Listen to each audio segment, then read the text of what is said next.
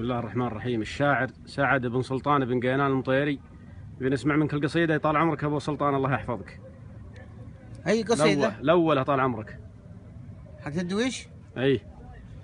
أبشر. يقول يا راتبة من عندنا جمس نسرد جمس جديد، ولو طتها المكده اللي دعست سليترة تقل يطرد دق فتقل خفر السواحل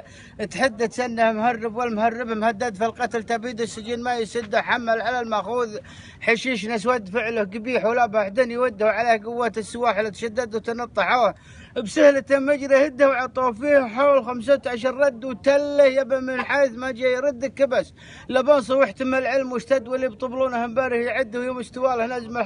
نابي الحزم الاجرد روح حلل القوم محدن يرده يوم رهو انه راح ما عاد يرد، جت الاوامر بحرقانها بشده وعطوا خبر لمسدد الرمي سدد وخبط على الاخمس وهزه بمده وقام يتصرم ماصه الموت والاجلاد شعال ويشوفه من عند خده يصلاه بالرشاش قرمن مسدد هذه فدونه وهذه تسده وقام يتعزوه يوم صارت معانده تساوون الثنتين ما عاد وده وصكه بثالث وانتهض فوق وارتد والويل كز وفز والحزم قده لحم البنزيمه بثالث وصرد عده يطير من الحزم فوق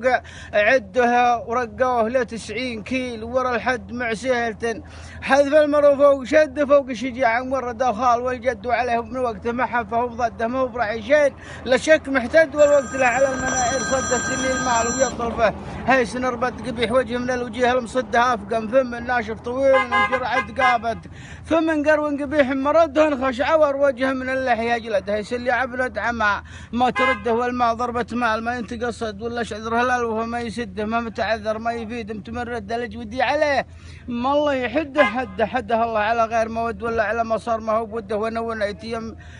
هزاع يسند طرين الدسم شارب اللي هزاع بن عبد العزيز بن مجد بن الدويش اصله وفاصله وعد الشيخان حمران النواظر موكده اللي لهم على المناحير رده لصحة الغوجة وقامت تنجد لصحة الغوجة وراحت تنجد ورد وكل حب صفراه مد كم واحد من حورهم قام ذم كد وخلي عاش صحم الضوار مكده منظر مسقول مغريت مرعد اشد لسان الداب شذرة مع حده يغافل عن فعلهم قوم ونشد وسايل حد بين الظهور وتعدهم وانهم غار محزم ومجند وشالبه وسيف وعالم مستعد لهم على حيض المنايم ورد فوق المهار وفوق حمراء لا شده يوم الجهل وفعولهم ما تعدد واليوم سوء وندر دوم سده وسلامتكم. تسلم ولا تندم، الله يبيض وجهك.